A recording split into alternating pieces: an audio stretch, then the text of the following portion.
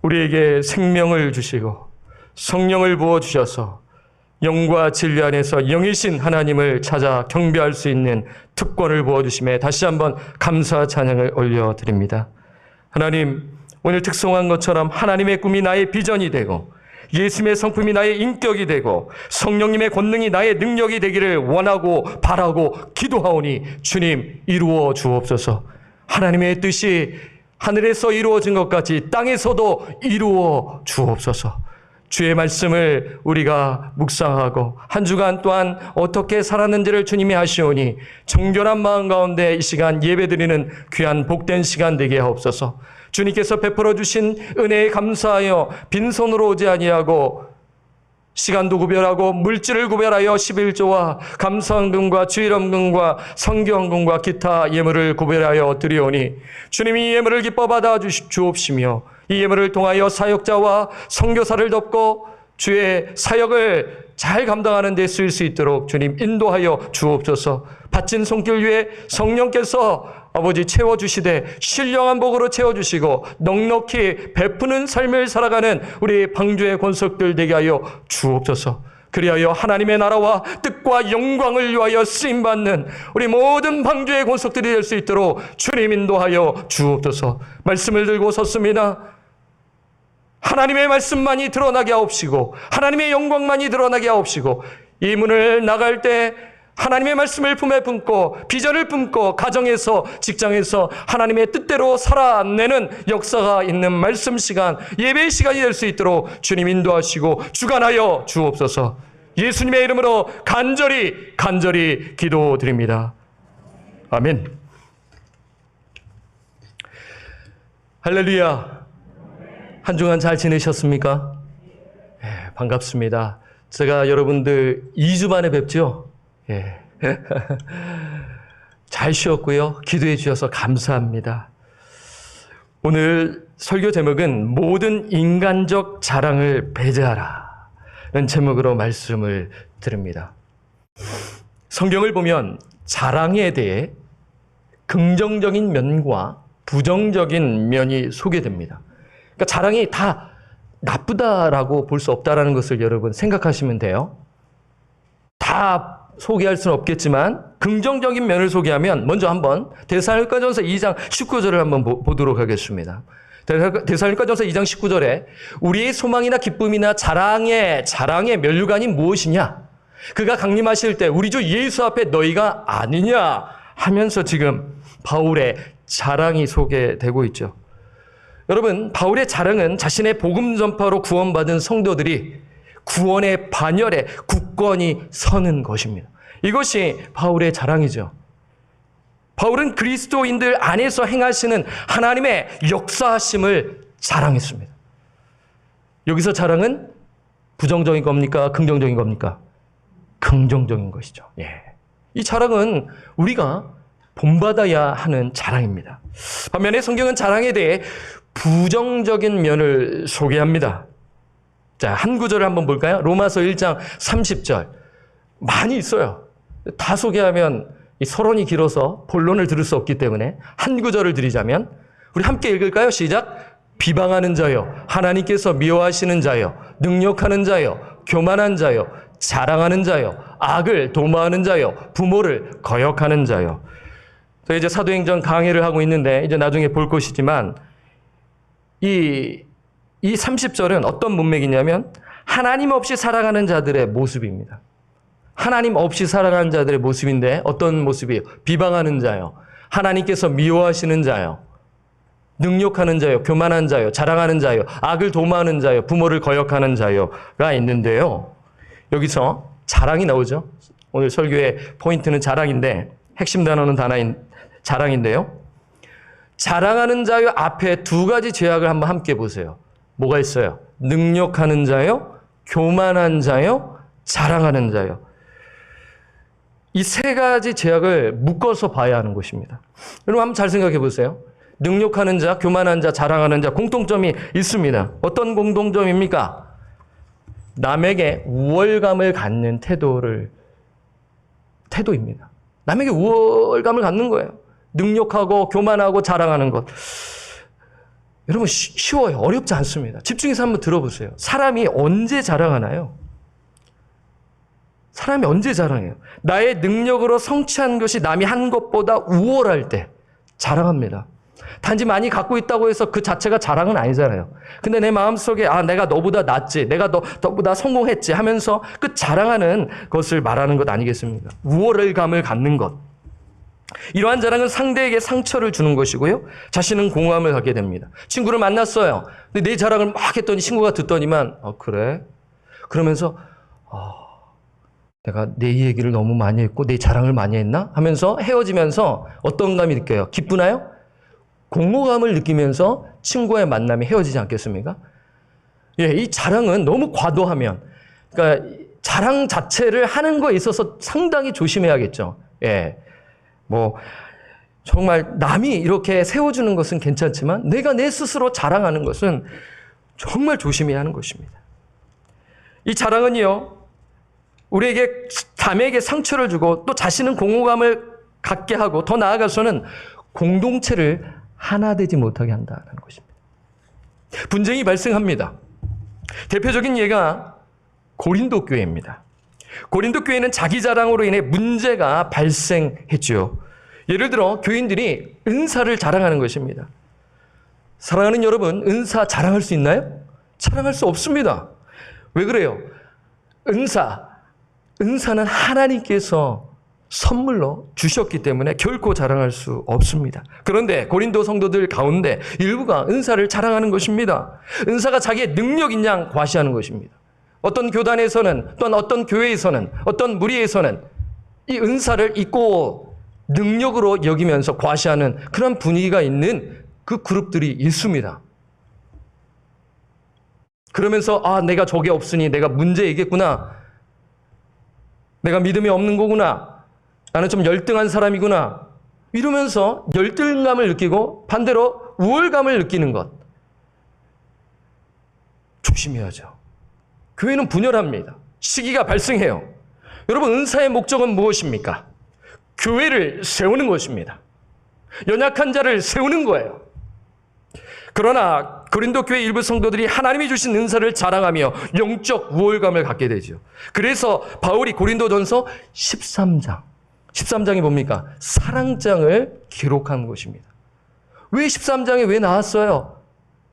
그 은사를 자랑하는 자들이 있었기 때문에, 그러한 배경 속에 교회의 분열이 있었기 때문에 바울은 작심하고 고린도 13장을 기록하는 것 아니겠습니까?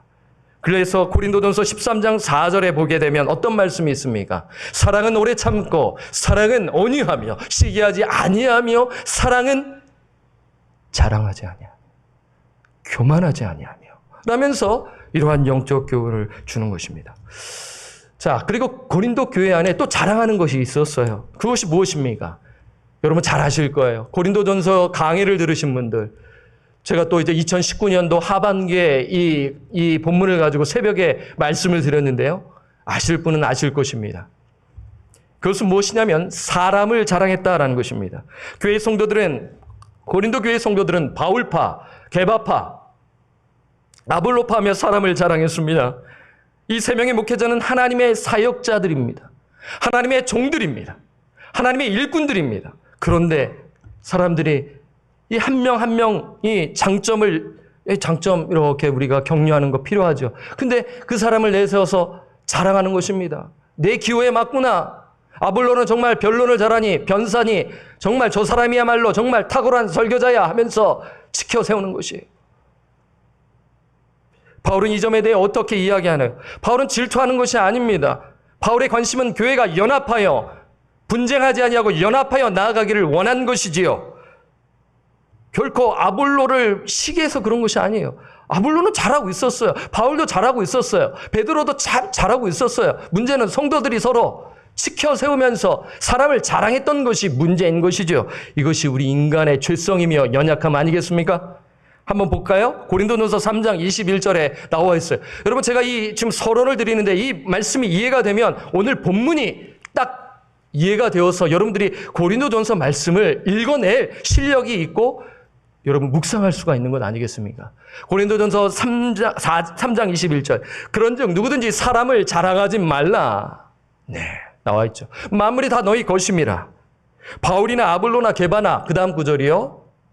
바울이나 아볼로나 게바나, 세계나 생명이나 사망이나 지금 것이나 장래 것이나 다 너희의 것이요. 마지막 절, 너희는 그리스도의 것이요 그리스도는 하나님의 것이니라 하면서 영적 교훈을 주면서 사람을 자랑하지 마십시오 라면서 이야기하는 것입니다. 사랑하는 여러분, 과거 오늘날에도 있을 수 있지 않겠습니까? 훌륭한 목사님들을 지켜 세우는 것이에요. 큰일 나는 것이지요. 큰일 나는 것입니다. 예. 이단들의 하는 모습들 가운데 사람을 지켜 세우는 것이에요. 교주로 삼아서 그를 지켜 세우는 것입니다. 말은 정말 잘하는데 내용은 복음이 아닌 거예요. 이상한 이야기를 하는데 박수치면서 좋아하는 거예요. 가짜죠. 연극하고 있는 것이죠. 속지 말아야 하는 것입니다. 이러한 배경 속에 오늘 본문을 보면 바울이 성도들에게 어떤 영적 메시지를 주는지 이해할 수가 있어요. 그래서 26절에 상반절만 보면 이러한 배경 속에 어떠한 말씀을 하나요? 형제들아 너희를 부르심을 보라. 여러분 영어로 보면 consider your calling. 간단해요. consider. think입니다. consider는요. consider your calling. 너의 부르심을 생각하라. 여기서 부르심은 무엇입니까? 너희를 구원해 주시기 위해 부르신 것을 생각하라는 것이죠. 구원의 그 부름. 사랑하는 여러분, 질문 하나 드리겠습니다. 하나님은 죄인들을 어떻게 부르시나요? 속으로 대답해 보십시오. 자, 다르게 질문하겠습니다. 여러분 어떻게 구원받으셨나요? 하나님께서 여러분을 어떻게 부르셨나요? 예수를 믿는 자는 이러한 부르심이 있어요. 그것은 십자가의 도를 통해 부르시는 것입니다. 오늘 읽지 않았지만 고린도전서 1장 18절에 십자가의 도가 멸망하는 자들에게는 미련한 것이요 구원을 받는 우리에게는 하나님의 능력이라 하면서 이 십자가가 헛되지 않기 위해서 지금 문맥적 흐름 안에 이야기를 하고 있습니다. 그리고 고린도전서 2장의 1절에 보게 되면 형제들아 내가 너에게 나아가 하나님의 증거를 전할 때 말과 지혜 아름다운 것으로 아니하였나니 내가 너희 중에서 예수 그리스도와 그가 십자가에 못 박히신 것에는 아무것도 알지 아니하기로 작정하였습니다. 어떤 이야기입니까? 너희의 부르심은 복음을 통해 십자가의 도를 통해 부르셨다라는 것을 기억하라고 말씀하고 있는 것입니다. 하나님께서 너희를 구원해 주시기 위해 십자가의 복음을 통해 부르신 것을 생각해보라. 즉 중생하기 전, 회심하기 전 어떤 자들이었는가라는 것입니다. 사랑하는 여러분, 혹시 그 부르심을 혹시 착각하셨다면 오늘 수정하시기 바랍니다. 그 부르심이 복음이 아니고 십자가의 도가 아니고 출석 많이 한 것으로 생각하시면 안 돼요. 여러분 교회 출석 많이 하면 하나님께서 출석 많이 했구나 아닌 것 아시잖아요. 그 부르심이 도덕적으로 깨끗함입니까? 아닙니다. 나는 정말 법 없이도 산 사람인데요. 선행입니까? 나는 영성이 좋다. 여러분 예수 믿지 않는 믿음 없는 가운데서도 영성이 좋을 수가 있어요. 또 나의 공로가 있을 수가 있는 것이죠. 그게 부르심이 아니에요. 여러분 이 말씀 정말 중요합니다. 정말 중요해요. 왜냐하면 이 말씀이 이해되면 제가 마지막에 말씀드리는 것이 이해가 될 수 있기 때문인 거예요. 우리가 예수 믿기 전 그리고 고린도 성도들이 예수 그리스도를 만나기 전 어떤 자들이었는가? 그 자들에 있어서 질문은 무엇이면 그 부르심이 무엇이었는가를 생각해 보라는 것이죠. 그러면서 이렇게 이야기합니다. 26절 말씀 한번 보겠습니다. 오늘 본문 말씀 26절인데요. 26절에 형제들아 너희를 부르심을 보라. 그러면서 너희가 구원받기 전에 하나님이 복음을 통해 부르신 것을 기억하라. 그러면서 이야기하는 것인데요. 육체를 따라 지혜로운 자가 많지 아니하며 능한 자가 많지 아니하며 문벌 좋은 자가 많지 아니하도다라고 이야기하고 있습니다. 여러분 육체는 무엇입니까? 앞에 구절을 한번 보여주세요. 여러분 성경을 보실 때 육체가 무엇인가 한번 생각해 보시면 좋겠습니다. 육체는 육신의 기준입니다. 설명이 필요해요. 세상의 기준입니다. 고린도 교회 성도들은 회심 전, 부르심을 받기 전 세상의 기준에 따라 지혜로운 자가 많지 아니했다. 그럼 여기서 지혜로운 자는 당시 철학자, 수사학자를 수사학자를 생각할 수가 있는 것입니다. 또한 고린도 성도들은 세상의 기준에 따라 능한 자가 많지 아니했다라고 이야기합니다. 여러분, 능한 자는 뭡니까? 권력을 행사하는 사람입니다. 사회에 영향력을 끼치는 정치인으로 생각할 수 있겠죠. 또 고린도 성도들은 세상의 기준에 따라 문벌 좋은 자가 많지 아니했다. 여러분, 문벌 좋은 자는 무엇입니까? 훌륭한 명성과 재물을 가진 가문에서 태어난 사람을 말하죠. 오늘날 금수저라고 이야기하나요? 저는 솔직히 금수저, 흑수저 그냥 얼핏 알지, 미국에서 살았기 때문에 확 와닿지는 않아요. 한마디로 고린도 성도들은 하나님의 부르심을 받기 전, 구원받기 전 세상의 기준에 따르면 미련하고 약하고 천하고 멸시를 받았던 자들이었다라는 것을 지금 이야기하고 있어요. 근데 여러분, 여기서 오해하지 마세요. 물론 고린도 성도들이 전부 약하고 가난하다는 것은 아닙니다. 26절에 보게 되면은 한번 보세요. 성경을 한번 보세요. 여러분 성경 한번 보세요. 많지 아니했다라는 표현이 있지 않겠어요? 그러면 있다라는 거예요, 없다라는 거예요?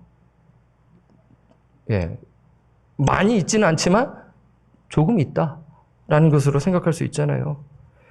그러니까 고린도 성도들 중 몇몇은 교육도 잘 받았고 능력도 있고 그리고 고린도의 귀족층에 속했다라는 것을 추정할 수가 있는 것입니다. 그래서 이 안에는 정말 사회적으로 명망이 있고 뛰어난 사람이 있었기 때문에 자랑하지 않았을까요? 이렇게 생각할 수가 있어요. 그래서 인간의 지혜를 자랑하지 않았나. 당시 철학이 발달했습니다. 소크라테스와 아리스토텔레스와 플라톤, 그 아테네 그 지방을 가리키는 것 아니겠습니까? 이 지역이요. 그리스 지방입니다. 오늘날 그리스 땅입니다. 인간의 지혜, 수사학, 이것을 너무 좋아하는 것이죠.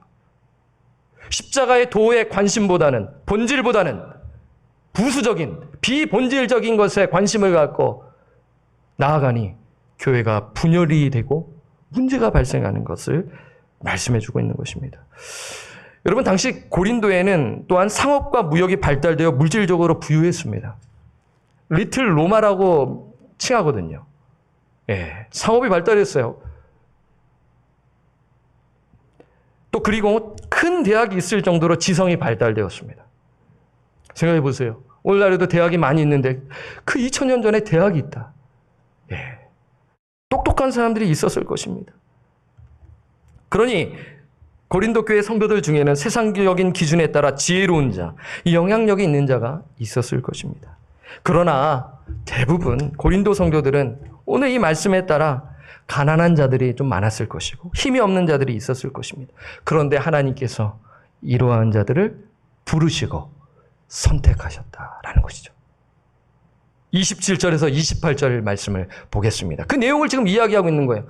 그러나 하나님께서 세상에 미련한 것들을 택하사 지혜 있는 자들을 부끄럽게 하려 하시고 세상에 약한 것들을 택하사 강한 것들을 부끄럽게 하려 하시며 하나님께서 세상에 천한 것들과 멸시받는 것들과 없는 것들을 택하사 있는 것들을 폐하려 하시나니. 여러분, 27절에서 28절 말씀을 보게 되면 어떤 단어가 눈에 쑥 들어오세요? 택하사입니다. 3번 나오지 않겠습니까? 강조된 것 아니겠습니까? 하나님께서 미련한 것을 택하사 지혜 있는 자들을 부끄럽게 하려 하신다. 하나님께서 세상에 약한 것들을 택하사 강한 것들을 부끄럽게 하려 하신다. 하나님께서 세상에 천한 것들과 멸시받는 것들과 없는 것들을 택하사 있는 것들을 폐하려 하신다. 한마디로 이러한 선택, 하나님의 방법임을 이야기해주고 있는 것 아니겠습니까? 예수님 역시 이렇게 하셨습니다. 제가 2주 전에 특별 새벽 기도 시간에 말씀을 드렸습니다. 예수님께서 제자를 선택하시기 전에 밤새도록 기도하셨지 않았겠어요? 그래서 기도하시고 제자들을 택하셨는데 이 선택하신 제자들 대부분이 고린도 성도들과 같아요. 많이 배우지 못했어요. 가난했습니다. 힘이 없었어요. 예수님의 제자들은 예루살렘 출신자들이 없어요. 그건 중심지 하겠습니까? 경제, 종교, 문화의 중심지 예루살렘에서 선택하지 아니하시고 변방이라 불리는 갈릴리 지방에서 제자들을 택하십니다. 이 12명의 제자들은 신분이 낮습니다. 교육을 받지 못했습니다. 소위 평범한 사람들입니다. 저희들과 같이 평범한 사람들이에요. 그들의 직업은 어부가 많았고요. 테러리스트도 있었고요. 매국노라 불리우는 세리도 있었습니다. 그리고 대부분 노동자들이었습니다. 예수님께서는 많이 배운 바리새인과 서기관을 택하지 아니하시고 연약한 자들을 택하셨다는 것이, 이것이 예수님의 방법이고 하나님의 방법입니다. 세상의 기준으로 봤을 때는 속 터지겠죠. 어리석다 하겠죠. 아유 미련하다고 하겠죠. 십자가의 도가 미련한 것으로 보이는 것처럼 이러한 방법들이 세상에서 봤을 때는 이야 정말 미련하구나, 저런 식으로 해서는 뭐가 되겠구나라는 그런 지탄을 받는 방법을 하나님께서 하신 것이죠. 하나님께서 이렇게 하시는 이유가 무엇입니까? 29절 말씀이 중요하지 않겠습니까? 자, 29절 말씀 함께 읽겠습니다. 시작. 이는 아무 육체도 하나님 앞에서 자랑하지 못하게 하려 하심이라. 이게 중요하죠. 지금 바울은 이 이야기를 하기 위해서 말씀하고 있어요. 자랑이라는 단어가 딱 나오지 않겠습니까? 이는 아무 육체도 하나님 앞에서 자랑하지 못하게 하려 하심이라. 하나님께서 가난하고 약하고 천한 자를 택하신 이유는 그들이 자랑하지 못하기 위해서인 것입니다. 자기가 똑똑하고 능력이 있으면 자기 공로를 내세울 수가 있지 않겠습니까? 인간이 얼마나 악합니까? 인간이 얼마나 교만합니까? 다 자기가 했다고 하면서 이야기하는 것이 인간들 아니겠습니까? 하나님의 영광을 가로챌 수 있기 때문에 하나님은 결코 그러한 모습을 원치 않으시는 것이죠. 그래서 가난하고 연약하고 힘없는 자들을 택하셔서 하나님의 뜻을 이루십니다. 이것이 하나님의 방법입니다. 여기서 잠깐 사랑하는 성도님들과 선택의 가르침을 짧게 나누고 싶습니다. 선택의 가르침은 인간의 이성으로 온전히 이해하기 힘든 교리 중에 하나입니다. 에베소서 1장에 보게 되면 그 부분에서 탁 막히는 거예요. 아니, 하나님께서 선택하셨다? 그러면 선택하지 않은 자가 있네? 이게 뭐지 하면서 고민에 빠지게 되는 것이죠. 예, 고민하는 것은 나쁜 것은 아니죠. 예, 고민하셔야 합니다. 예, 이해하기 힘든 교리입니다. 그러나 선택의 가르침은 진리의 말씀입니다. 하나님께서 분명히 바울을 통해 말씀해 주셨습니다. 구약 말씀을 통해 분명히 말씀해 주셨습니다. 창세전부터 너를 선택하였다. 공정의 이슈로 봐서는 안 됩니다. 인간의 이성으로 봤을 때는 분명히 공정의 이슈로 봐서 하나님을 우리가 판단하는 것이죠. 하나님은 불공정하신 분이십니다. 그런 하나님 제가 믿지 아니하겠습니다. 라면서 떠나는 것이죠. 그렇게 봐서는 안 됩니다. 선택은 하나님의 주권으로 해석하여 해야 하는 것이죠. 여기 6개의 물이 있는데 제가 물 먹을지에 대한 거는 선택은 저에게 달려있지 않겠습니까? 이거 먹을지, 이것을 마실지에 대한 것처럼 말입니다. 하나님의 주권으로 해석하셔야 하는 것이죠. 그렇다면 하나님께서 선택의 가르침을 주시는 궁극적인 이유는 무엇입니까? 겸손입니다. 겸손한 마음으로 하나님을 찬양하기 위해서. 그래서 에베소서 보면 찬송할지로다. 신령한 복을 주시는 하나님, 창세전에 나를 택하시고 그리고 나를 대속하신 예수 그리스도, 그리고 나에게 성령을 부어주신 성령님을 찬송할지로다 하면서 찬양하는 거예요. 누가 찬송합니까? 겸손한 자. 그 십자가의 도를 경험한 자만이 찬양하는 것 아니겠습니까? 그래서 구원의 근거가 내가 아니라 누구냐? 오직 예수 그리스도를 통해서임을 알려주기 위해서 선택의 교리를 주시는 것이지, 이것이 공정의 이슈로 토론하기 위해서 하는 것은 아니죠. 물론 토론은 필요합니다. 예, 진리 안에서 토론이 필요한데 이것을 이성 기준으로 하면 절대로 풀리지가 않아요. 납득이 안 됩니다. 사랑하는 여러분, 쉽게 말씀을 드릴게요. 우리가 누군가에게 선택을 받으면 어떤가요? 어딘가에 내가 지원을 했어요. 근데 그 지원하는 데가 너무나 좋은 데예요. 좋은 곳에 취직이 될 때 선택을 받았을 때 어떻습니까? 두 가지 반응이 있겠죠. 첫 번째 반응은 이것이죠. 아, 내가 잘했기 때문이지. 내가 여태까지 익스피리언스와 커리어를 보면 당연히 나를 선택해야지. 라는 마음이 들지 않겠습니까? 자기와 자기 공로를 내세울 것입니다. 이것이 세상의 방식이죠. 철학이죠. 논리죠. 근데 두 번째 반응이 있어요. 우리가 누군가를 선택하게 되면 나 같은 자를 이럴 수가 하면서 너무나 감사한 것이죠. 나를 뽑아주다니 이야 너무 감사하다. 진짜 감사하다. 하물며 하나님께서 복음을 통해 우리를 부르시고 우리에게 회개하고 예수 믿는 믿음으로 우리가 반응했고 영원한 심판으로부터 자유함을 주셨다. 감사한 것 아니겠습니까? 겸손한 것, 겸손한 마음으로 하나님을 찬양하지 않을 수 없지 않겠습니까? 이것입니다. Amazing Grace죠. 그래서 이 참된 믿음을 가진 자는 어떤 삶을 사냐면요. 나를 선택해 주셨기 때문에, 예수 믿는 믿음을 주셨기 때문에, 복음을 주셨기 때문에 주님을 더 알아가려 합니다. 그래서 참된 신자는 신앙의 여정 속에 하나님이 누구신지 알면 알수록, 내가 누구인지 알면 알수록 겸손함을 생각하게 되는 것이죠. 그래서 바울은 하나님의 뜻을 골로새 성도들에게 이렇게 이야기하지 않습니까? 하나님의 뜻을 아는 지식으로 채워주시고 주께 합당하게 행하시며 모든 선한 일에 열매를 맺게 하시며 하나님을 아는 것에 자라게 하옵소서. 불신자에게요? 신자에게 주는 기도 제목인 것입니다. 하나님을 알면 알수록, 내가 누구인지 알면 알수록, 야, 정말 나는 죄인이었구나. 지금도 이러한 죄성이 올라와 남을 판단하려 하고, 내가 정말 하나님의 뜻을 저버리고 내 욕심과 내 욕망과 나를 위한 내가 만든 신을 만들었구나. 내가 예수를 믿었는데 바르게 믿지 못했구나 하면서 진짜 예수를 만났네 하며 회심하는 역사가 있는 것이죠.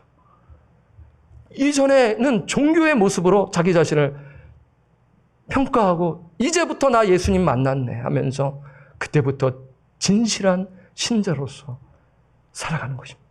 중요한 것은 무엇이냐면요. 지금 right now 내가 정말 예수 믿는 믿음 안에서 예수를 의지하고 나를 자랑하는 것이 아니라, 나를 자랑한다는 것은 의존하는 거 아니겠습니까?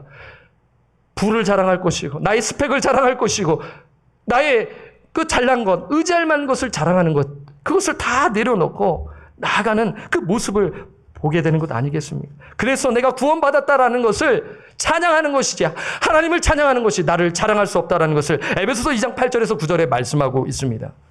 너희는 그 은혜에 의하여, 말씀 보여주시겠어요? 에베소 2장 8절에서 9절. 너희는 그 은혜에 의하여 믿음으로 말미암아 구원을 받았으니 이것은 너희에게서 난 것이 아니요 하나님의 선물이라. 함께 읽겠습니다. 행위에서 난 것이 아니니 이는 누구든지 자랑하지 못하게 함이라. 방금 여러분 말씀 읽은 구절에 에베소서 2장 9절을 메모하시면 좋겠죠? 또 좋은 성경을 갖고 계신 분은 또 옆에 기록되어 있는 성경 또한 있습니다. 그런데 성도님들, 사랑하는 성도님들, 여기까지 말씀을 들으시면 복음을 알고 또 신앙생활 어느 정도 하고 기도도 하셨고 성경을 어느 정도 공부하신 분들은 다 이해하는 내용입니다. 다 이해하는 내용을 이 앞에 젊은 목사가 아주 큰 소리를 내면서 여러분들에게 선포를 했는데요. 그런데 문제는 저도 그렇고 여러분들의 삶을 뒤돌아봤을 때 신앙의 여정 가운데 자랑하는 유혹이 온다는 것입니다. 이것을 말씀드리고 싶어요. 혹시 오늘 이 말씀을 들으면서 인간적인 자랑을 배제하라고 제가 설교 제목을 드렸는데 혹시 자랑하는 것이 없는가? 자신을 뒤돌아봐야 할 것입니다. 신앙이 막 자라기 시작할 때는 자기의 재능과 부와 능력, 자녀 자랑, 직장에서 성공을 사람들에게 은근히 자랑을 합니다. 그러나 신앙이 성숙해지면서 세상의 것들을 자랑하지 않아요. 표현을 안 해요. 그런데 은근히 또한 자랑할 수가 있는 경우 또한 있습니다. 그리고 또한 성숙한 분들에게도, 신앙이 성숙한 분들에게도 찾아오는 유혹이 있어요. 이미 드렸습니다. 은사를 통해 영적 우월감이라고 말씀을 드렸잖아요. 다른 것을 통하여 영적 우월감을 갖는 것입니다. 내가 당신보다 기도를 많이 하지 않아? 말은 그렇게 하지 않죠. 그렇죠? 이렇게 말하면 큰일 나잖아요. 그렇죠? 또 이렇게 또 말하는 분들 또한, 여러분 또 들으셔서 상처 받으신 분들 또한 과거 있으실 것입니다. 내가 당신보다 성경을 많이 알지 않아? 이렇게 말은 하진 않겠죠.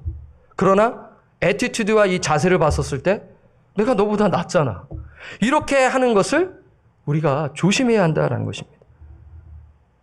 오해가 되면 오해를 풀어야겠죠. 근데 가만히 보니 자랑하는 것으로 느껴지는 것입니다. 조심해야 합니다. 결코 자랑해서는 안 되죠. 오히려 믿는 자에게 본이 되어야 하는 것입니다. 영혼을 구령하는 것입니다. 잃어버린 영혼을 위하여 날마다 묵묵히 기도하는 것이에요. 연약한 믿음을 가진 자를 위해 기도하고 섬기는 것입니다.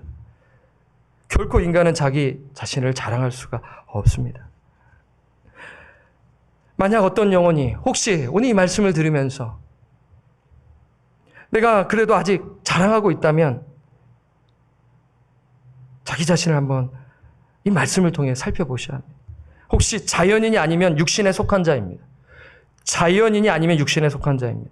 여러분, 자연인은 누구입니까? 육에 속한 사람입니다. 여러분, 제가 나중에도 말씀드릴 기회가 있으면 이 부분을 자세히 말씀을 드릴게요. 2장에 보게 되면 육에 속한 사람에 대해 이야기합니다. 육에 속한 사람은 성령을 받지 못한 영혼입니다. 머리로는 하나님을 알고 예수를 알고 성령을 압니다.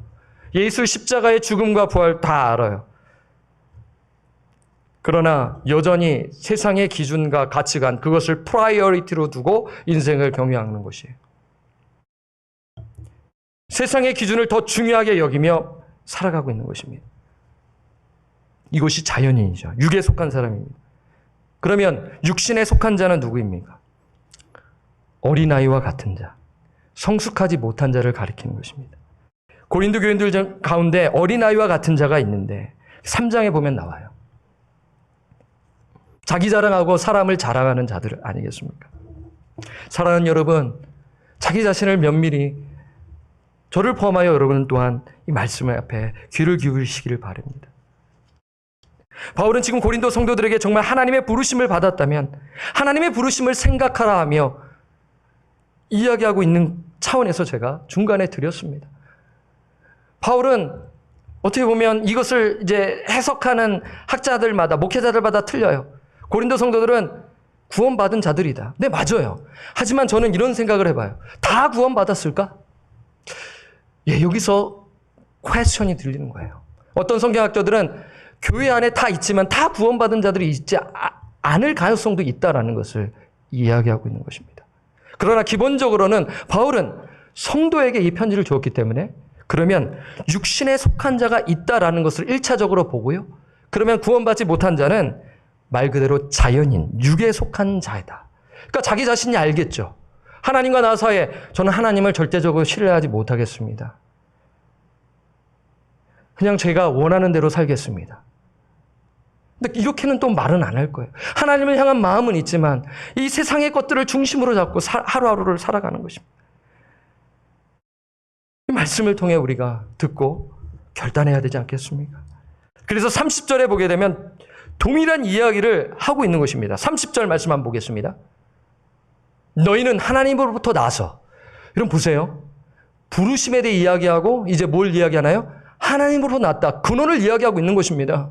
부르심, 처음 하나님 어떻게 부르셨는가? 지금 바울은 어떤 이야기하고 있어요? 너희는, 고린도 성도들은 하나님으로부터 나서 그리스도 예수 안에 있고 예수 안에 있다라는 것입니다. 구원받은 자의 모습을 지금 이야기하고 있는 것 아니겠습니까? 예수 안에 있고 예수는 하나님으로부터 나와서 그 다음 구절이요. 우리에게 지혜와 의로움과 거룩함과 구원함이 되셨다라고 이야기하고 있어요.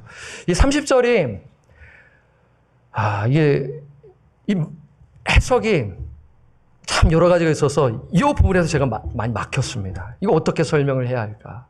양은 많은데 시간은 한정되어 있는데 고민을 많이 했습니다. 한번 말씀을 드릴게요. 너희는, 고린도 성도들은 하나님으로부터 나와서 그리스도 예수 안에 있는 자다. 여러분, 예수 안에 있는 자는 누구입니까? 예수와 연합한 자입니다. 예수 그리스도와 함께 죽고 장사 지낸 바 되고 함께 산 자, 일으킴을 받은 자. 로마서 6장 1절에서 그 말씀을 보시면 이해가 돼요. 예수와 연합한 자를 가리키는 것이죠. 그러니까 그 예수 그리스도를 진심으로 믿는 영혼, 참된 신앙을 가진 영혼, 성령을 받은 영혼은 지금 예수님과 친밀히 교제하는 거예요. 동행하는 거예요. 오늘 찬양한 것처럼 원하고 바라고 기도합니다. 그렇죠? 하나님의 비전이 나의 비전이 되고 예수님의 성품이 나의 인격이 되고 성령님의 능력이 나의 능력이 되는 삶을 살아가는 것 아니겠습니까?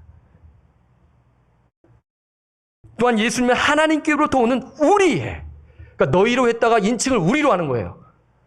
바울도 포함하는 것이죠. 바울의 선교팀을 포함하여 우리의 지혜와 의와 거룩함과 구속함이 되셨다고 이야기하고 있어요. 자, 여기서 지혜가 중요하죠. 여러분, 고린도전서 1장 18절에서부터 여러분 집에 가셔서 18절에서부터 오늘 본문에 이르기까지 한번 묵상해 보세요.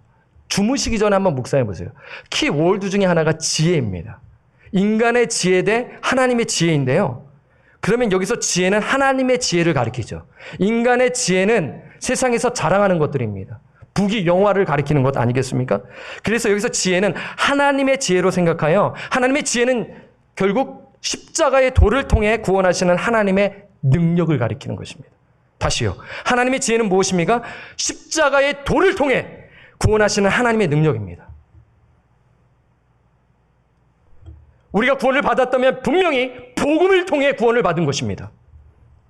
나의 선행과 교회 출석으로 인한 것이 아니라는 것이에요. 내가 20년, 30년 다녔어요. 직분을 받았거든요. 그것으로 구원을 받는 것이 아닙니다. 십자가의 도를 통해서 그 구원을 받게 되는 것, 하나님의 능력을 받게 되는 것인데 그것이 하나님의 지혜인 것입니다. 그 지혜를 받은 자는 결국엔 또한 어떠한 것을 받게 되나요? 의로움과 거룩함과 구원함이 되셨다. 그러니까 의로움은 무엇입니까? 칭의를 가리키는 것이죠. 하나님으로부터 의롭다함을 얻게 되는 것, 법적 선언 아니겠습니까? 죄인이었던 자가 의인으로 신분이 변하게 되는 것을 가리키는 것입니다. 그래서 그 죄인이 의인이 되어 이제 어떤 삶을 사나요? 죄로부터 자유함을 얻게 되고 의의 종으로서, 죄의 종으로서 살아가는 것이 아니라 의의 종으로서 살아가는 로마서 6장의 말씀 떠오르지 아니하시겠어요? 그래서 거룩한 삶을 살아가는 것, 성화를 가리키는 것입니다.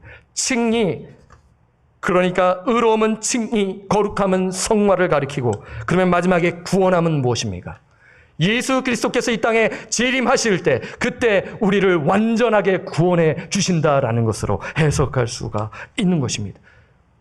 완전한 구원을 가리키는 것입니다. 그러니까 지금 이것을 누가 하셨어요? 인간이 했나요? 하나님이 하셨나요? 하나님이 하셨다. 하나님이 행하셨다라는 것을 기억하라. 그러니 육신을 자랑하지 말고 사람을 자랑하지 말고 은사를 자랑하지 말고 부귀 영화를 자랑하지 말고 스펙을 자랑하지 말고 오직 하나님만을 자랑하라. 하나님만을 자랑하라 하고 지금 이야기하고 있는 것입니다. 그게 31절입니다. 오늘 설교의 결론이죠. 31절 말씀, 하나님의 말씀으로 여러분 이 결론을 우리 마음에 새기기를 바랍니다. 함께 읽겠습니다. 시작. 기록된 바 자랑하는 자는 주 안에서 자랑하라 함과 같게 하려 함이라. 이렇게 이야기하고 있어요. 여러분 제가요 지금 26절에서 31절까지 쭉 말씀을 드렸잖아요. 텍스트 드리븐을 한 것입니다. 여러분 서신서를 볼 때는 논리가 있습니다. 바울은요 논리적인 사람이에요. 그 논리 속에 핵심이 뭡니까? 십자가의 도인 것이죠. 지금 무조건 다른 이야기를 하는 것이 아니라 이해할 수 있도록 지금 이야기하고 있는 것인데 여러분들 오늘 이 말씀을 잘 기억하시기를 바라요. 인간적인 자랑을 배제하고 주 안에서 자랑하라는 것입니다. 여러분 주 안에서 자랑하라는 것이 어떤 의미입니까? 많이 들으셨잖아요. 주 안에서 자랑하는. 그것은 이미 드렸습니다. 방금 드렸습니다. 하나님께서 성취하신 일들, 하나님의 지혜, 그 의로우심, 그리고 거룩함과 구원함, 이것을 누가 이루셨나요? 하나님이 이루셨다라는 것을 말씀하고 있는 것입니다.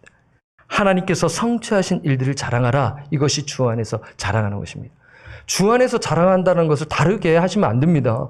1차적으로 주 안에서 자랑한다는 것은 하나님께서 행하신 일들을 자랑하라 인 것이죠. 그래서 인간적인 자랑, 그 육신의 자랑을 배제하고 하나님이 행하신 일들을 자랑하라고 지금 말씀하고 있어요. 31절에 눈에 들어오는 것은 기록된 바입니다. 기록된 바는 에레미야 9장 23절에서 24절 말씀을 요약한 것인데요. 한번 볼까요? 에레미야 우리 구약 말씀을 보게 되면 오늘 이 구절이 연결지어 해석할 수가 있습니다. 에레미야서를 통독하신 분들은 이 부분을 기억하실 것입니다.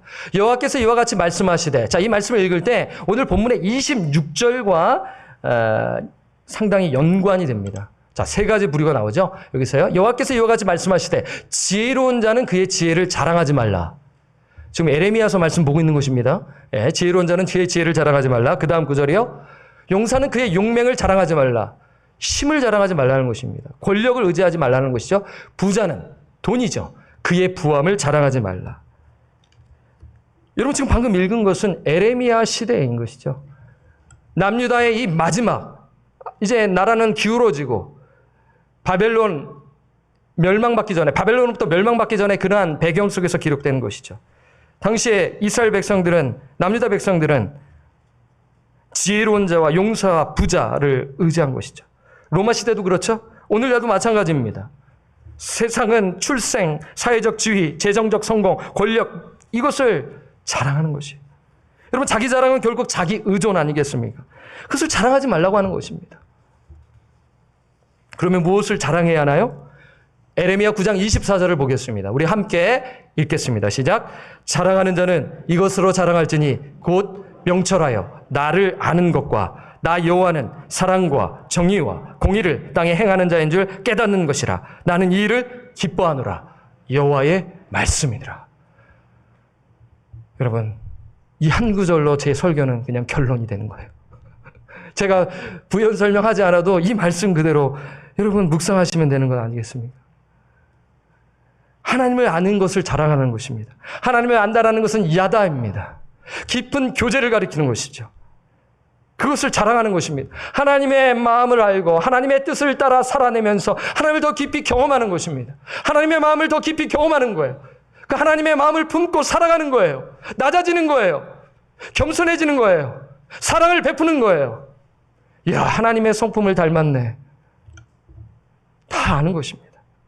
그리고 사랑과 정의를, 공의를 땅에 행하는 자인 줄, 여호와께서 행하는 자를 깨닫는 것이라.